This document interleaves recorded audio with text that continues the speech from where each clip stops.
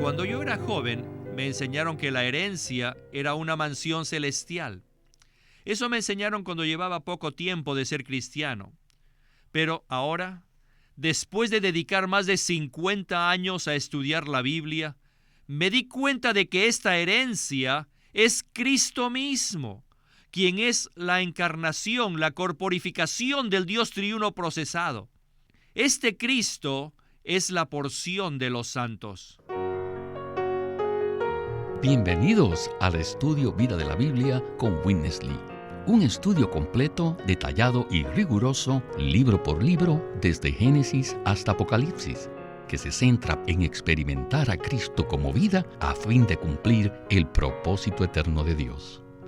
Pueden escuchar gratuitamente todos los programas radiales del Estudio Vida o leer en línea los libros del Estudio Vida en nuestra página de internet radiolsm.com. Una vez más, radiolsm.com. En este programa vamos a ver que una vez más el apóstol Pablo tiene la oportunidad de hablar en este lapso de 2 años de encarcelamiento a manos del gobierno romano corrupto. Si Pablo hubiera usado su extenso conocimiento de la ley romana, le hubiera sido muy fácil salir de esta situación.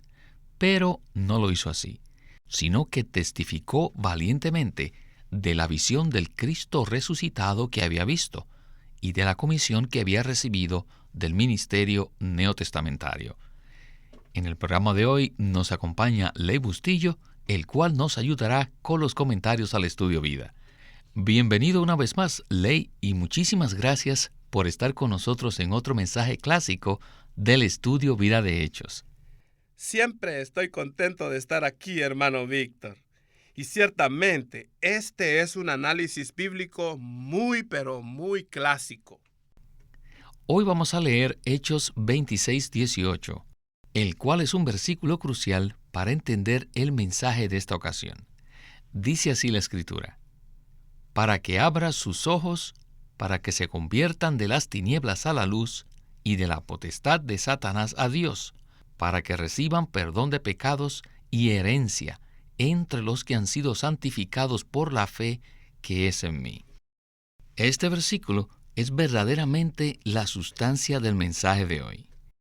Ley, ¿no es maravilloso estar bajo esta clase de ministerio?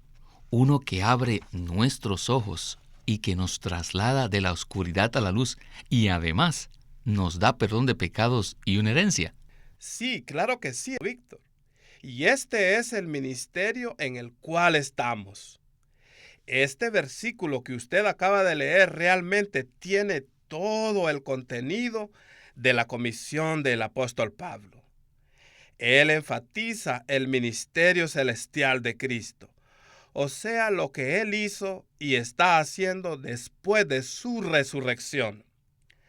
La comisión dada a Pablo es para llevarnos a disfrutar las riquezas de Cristo en su ministerio celestial. No debemos permanecer en la etapa inicial del ministerio terrenal de Cristo, sino que debemos ser animados a seguir adelante para experimentar su ministerio celestial, como lo revela este versículo. Amén. Tenemos entonces un maravilloso estudio vida y para iniciarlo, vamos a escuchar a Witness Lee en la primera sección de este programa. Adelante. El Señor le prometió a Pablo que lo libraría del pueblo y de los gentiles, a quienes ahora te envío. Y después el Señor le dice que su comisión era para abrir los ojos de los gentiles, para que se conviertan de las tinieblas a la luz y de la potestad de Satanás a Dios, para que los gentiles reciban perdón de pecados y herencia entre los que han sido santificados por la fe que es en mí. Esta era la comisión de Pablo. Y lo primero en la comisión de Pablo era abrir los ojos de la gente. Esto es lo primero en nuestro ministerio del Señor. Debe abrir los ojos a la gente. Creo que muchos han tenido la experiencia de escuchar ciertos mensajes y cuanto más oímos, más somos conducidos a la opacidad. más somos conducidos a las tinieblas. En cambio, es posible que escuche otro mensaje y tenga la sensación que cuanto más escucha, más resplandece la luz divina en usted. Siente que el día amanece, que sus ojos son abiertos y que comienza a ver las cosas espirituales. Esta es la clase de mensajes que abren los ojos de la gente. Hechos 26:18 habla no solamente de abrir los ojos de las personas, sino también de convertirlas de las tinieblas a la luz y de la potestad de Satanás a Dios. Esta es una conversión en la que nos referimos cuando usamos el término traslado. Convertirse de las tinieblas a la luz equivale a ser trasladado de las tinieblas a la luz. Y pasar de la potestad de Satanás a Dios es ser trasladado de la potestad de Satanás a Dios. ¿Qué traslado tan importante es este?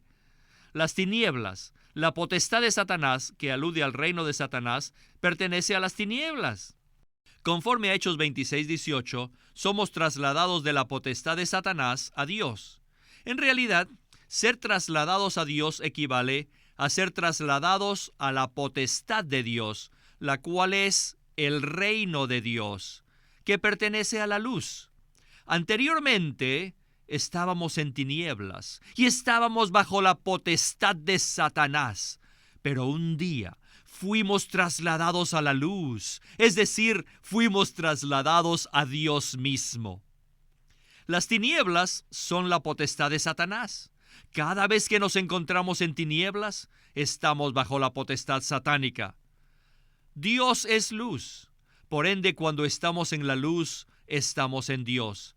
Así como Satanás y las tinieblas son una sola entidad, así también Dios y la luz son una sola entidad. El traslado más importante que podemos experimentar es el traslado de las tinieblas a la luz. En el capítulo 21 de Hechos, vimos que Jacobo promovía las antiguas prácticas del judaísmo y estaba completamente en tinieblas. Él le dijo a Pablo: «Ya ves, hermano, cuántos millares de judíos hay que han creído y todos son celosos por la ley». Sus palabras provenían de las tinieblas e indican que estaba ciego y en oscuridad. Sin duda, estaba bajo la potestad de Satanás. No creo que seamos demasiado severos con él cuando afirmamos esto. Pablo, por el contrario, no estaba ciego. Sin embargo, en Hechos 21, estuvo en peligro de regresar a las tinieblas.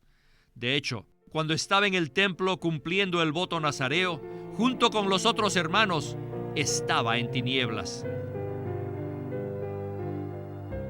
Ley, creo que usted y yo tenemos que estar de acuerdo con que lo que escuchamos en esta sección coincide con nuestra propia experiencia. Muchas veces hemos escuchado un mensaje o un sermón y aun cuando ha sido muy elocuente, el efecto que produce es de más confusión y oscuridad en nosotros que antes de haberlo escuchado. En otras ocasiones, somos conducidos directamente a Cristo en una experiencia más profunda y más rica.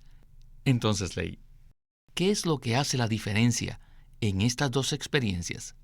¿Es algo en nosotros o en el que habla?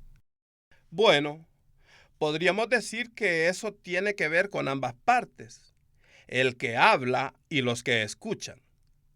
Los mensajes deben ser dados a la luz de la economía de Dios. Esto es, el propósito de Dios, el cual es impartirse a sí mismo en nosotros a través del ministerio de la palabra. Frecuentemente, las prédicas son dadas como letra. De acuerdo a 2 Corintios, capítulo 3, versículo 6, dice: la letra mata. Por supuesto, si ese es el caso, entonces la responsabilidad recae en el que habla, el cual debe ejercitar su espíritu humano, en cual está el Espíritu Santo, para poder ministrar luz a los oyentes. Hermano Víctor, yo creo que debemos darnos cuenta que existe una gran carencia en la predicación actual, porque no se conduce a los que escuchan a la luz de la revelación neotestamentaria.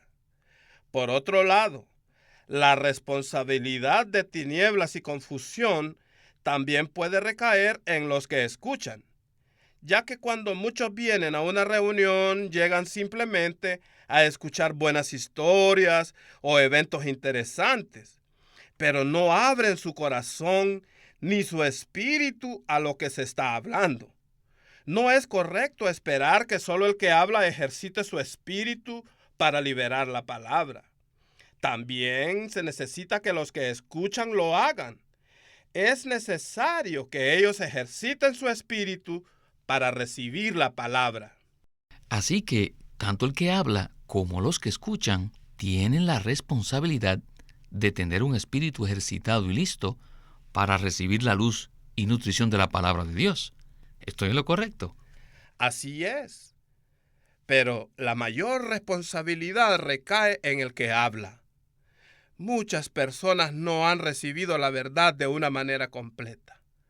Han recibido un hablar muy superficial. Así que estamos contentos de estar en un ministerio que lo enfatiza todo, conforme a la Biblia. Esto es lo que necesitamos hoy en día. De otra manera, permaneceremos en tinieblas y en confusión. Muy bien, volvamos a Witness Lee para nuestra segunda porción de hoy. En Hechos 26:18, vemos que cuando nuestros ojos son abiertos y nos convertimos, somos trasladados de las tinieblas a la luz y de la potestad satánica a Dios y recibimos el perdón de pecados. Nosotros recibimos el perdón de pecados verdadero, perfecto y completo cuando nuestros ojos son abiertos y cuando somos trasladados de Satanás a Dios. Es por eso que necesitamos que nuestros ojos sean abiertos y necesitamos ser trasladados de la potestad de Satanás a Dios. Solo entonces recibimos el perdón completo y perfecto de nuestros pecados. Una vez que nuestros ojos son abiertos y somos trasladados de la potestad de Satanás a Dios, no solamente recibimos el perdón de los pecados por el lado negativo, sino que además recibimos una gran herencia por el lado positivo.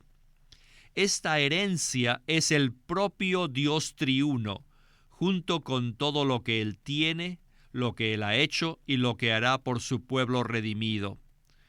Cuando yo era joven, me enseñaron que la herencia era una mansión celestial. Eso me enseñaron cuando llevaba poco tiempo de ser cristiano. Pero ahora, después de dedicar más de 50 años a estudiar la Biblia, me di cuenta de que esta herencia es Cristo mismo, quien es la encarnación, la corporificación del Dios triuno procesado. Este Cristo es la porción de los santos. En Colosenses 1:12, Pablo declara que el Padre nos hizo aptos para participar de la porción de los santos en la luz. Y esta palabra porción pertenece a la misma familia que la palabra herencia. Una herencia es una porción. Es lo mismo que el Antiguo Testamento. Cada una de las 12 tribus de Israel recibió como herencia una porción de la tierra de Canaán, que es un tipo del Cristo a quien obtenemos por herencia. Por lo tanto, Cristo, quien es la corporificación del Dios triuno procesado, es nuestra herencia. Queridos santos, nuestra herencia es Cristo mismo, quien es la corporificación del Dios triuno procesado, quien mediante la resurrección llegó a ser el Espíritu vivificante. Ahora, esta herencia de Hechos 26:18 es la herencia divina que está entre los que han sido santificados por la fe en Cristo. Esta santificación no solo tiene que ver con la posición, sino también con nuestro carácter. La santificación no solo implica un cambio de posición, o sea, que uno es apartado de una posición común y mundana para estar en una posición en la que somos útiles a Dios, sino también ser santificado en cuanto al carácter, que consiste en ser transformado en nuestra naturaleza por la naturaleza santa de Dios y con la naturaleza de Dios. O sea, ser santificados es ser saturados con Dios como nuestra posesión para que le disfrutemos el día de hoy. Esto es subjetivo y práctico. Nuestra santificación tendrá su consumación cuando lleguemos a la madurez en la vida divina, a fin de parecernos a Dios y estar capacitados para poseerle y disfrutarle por completo como nuestra herencia en la era venidera y por la eternidad. Esto es muy bueno.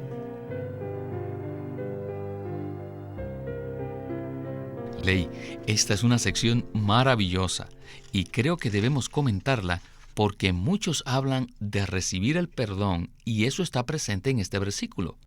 Pero de lo que no se oye mucho es de esta maravillosa herencia. Entonces, ¿qué usted nos puede decir al respecto? Tristemente eso es verdad. Nosotros, como seres caídos, estamos preocupados únicamente por nuestra seguridad y estamos muy ocupados con los pecados. Por supuesto, eso es un asunto que debe tratarse y yo creo que todos nos damos cuenta que somos pecadores y que carecemos de la gloria de Dios, por lo cual necesitamos el perdón. Pero eso ya ha sido cumplido por medio de la muerte de Cristo en la cruz, mediante la cual nuestros pecados ya han sido lavados con su sangre. Sin embargo, esa no es la meta de Dios. El perdón de pecados es solo un procedimiento para llevarnos a su verdadera intención. Dios desea poseernos, morar en nosotros, darse a sí mismo a nosotros a través de impartir su ser en nosotros. Nuestra herencia aquí no es una bendición externa, tal como una buena esposa, una buena casa, un buen carro o algo material. No, nuestra herencia aquí es Dios mismo. Ciertamente, el perdón que tenemos en Cristo lo atesoramos y lo amamos mucho, pero no queremos hacer un énfasis exagerado en el perdón, olvidando y excluyendo la maravillosa herencia. Regresemos a Winnesley. Ahora, en Hechos 26-22, Pablo añade, pero habiendo obtenido auxilio de Dios, me he mantenido firme hasta el día de hoy. En el versículo 22, Pablo no dijo, he logrado sobrevivir hasta el día de hoy, sino dijo, me he mantenido firme hasta el día de hoy. Estoy parado aquí firme. El que se había mantenido firme ante el tribuno romano y también se había mantenido firme ante Félix, se había mantenido firme ante Festo y ahora sigo firme delante de ti, oh rey Agripa. Mientras comparecía se mostraba valiente, daba testimonio a pequeños y a grandes, y entre los grandes se encontraban Félix, Festo y el rey Agripa. Pablo testificó ante Agripa que no había hablado nada fuera de las cosas que los profetas y Moisés dijeron que habrían de suceder. O sea, todo lo que les dije es completamente bíblico, que el Cristo había de padecer, que siendo el primero en resucitar de entre los muertos, había de anunciar luz al pueblo y a los gentiles. ¿Por qué Pablo declara que Cristo anunció luz? ¿Por qué no dijo anunció la vida? Debido a que los religiosos judíos y los políticos romanos se hallaban en tinieblas. Todos ellos se encontraban en una celda oscura. Así que Pablo les predicó la luz. Pablo dijo que Cristo, siendo el primero en resucitar de entre los muertos, había de anunciar luz al pueblo y a los gentiles. En el versículo 24 agrega, diciendo él estas cosas en su defensa, Festo a gran voz dijo, «¡Estás loco, Pablo! Las muchas letras te vuelven loco». La palabra griega traducida loco significa también demente, completamente fuera de sus cabales. Entonces Pablo le contestó, «No estoy loco, excelentísimo Festo, sino que hablo palabras de verdad y de cordura». Oh, Pablo era un buen orador. «No estoy loco». Pues el rey sabe de estas cosas, delante de quien también hablo con toda libertad, porque estoy persuadido de que nada de esto ignora, pues no se ha hecho esto en un rincón. Y continúa, ¿crees, oh rey Agripa, a los profetas? Yo sé que crees. Por ser judío de religión, Agripa ciertamente creía lo que decían los profetas. En el versículo 28, Agripa le responde: «Con tan poca cosa me persuades a ser cristiano». Y Pablo le contestó a la pregunta de Agripa y le dijo: «Quisiera Dios que por poco o por mucho, no solamente tú, sino también todos los que me oyen, fuesen hechos tales cual yo soy, excepto estas cadenas». Pablo era muy elocuente.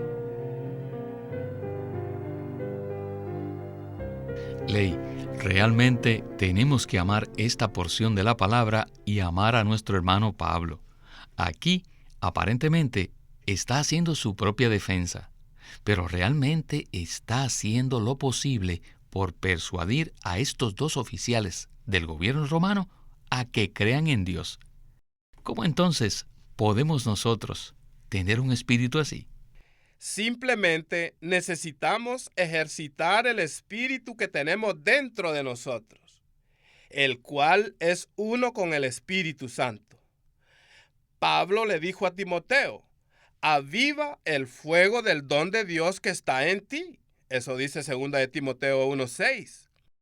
Uno hace esto ejercitando el espíritu a través de invocar el nombre del Señor, orar y leer la palabra de Dios. Avivémoslo hasta que se encienda en llamas. Prendamos nuestro espíritu a través de orar, leer y a través de leer la palabra. Estas son maneras para poder avivar el don de Dios que está en nosotros. ¡Aleluya! No hay duda, Pablo ciertamente es un ejemplo para todos nosotros, así como lo hemos visto en esta preciosa porción del estudio Vida de Hechos. Ley, muchísimas gracias por haber estado con nosotros y ayudarnos en este estudio Vida. Hasta muy pronto. Gracias, hermano, por haberme invitado.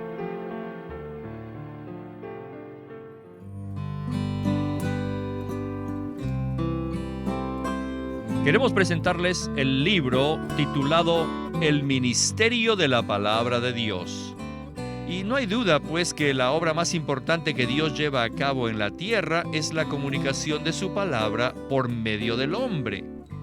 En este libro, Watchman Nee presenta que aunque Dios le place que anunciemos su palabra, la medida de nuestra utilidad a Él como ministros de la palabra no es el gran cúmulo de conocimiento bíblico que tengamos, ni la elocuencia con que presentemos la verdad, sino el grado al cual el Señor haya quebrantado nuestros sentimientos, nuestros pensamientos, nuestras opiniones y nuestras cualidades. Él presenta que para ser ministros de la palabra, primero debemos permitir que el Señor moldee y pula nuestro interior mediante la operación y la disciplina del Espíritu Santo. Este libro consta de mensajes que Watchman Nee dio a sus colaboradores en un entrenamiento especial que tuvo en Kulin entre los años de 1948 y 49, después de casi 30 años de ministerio.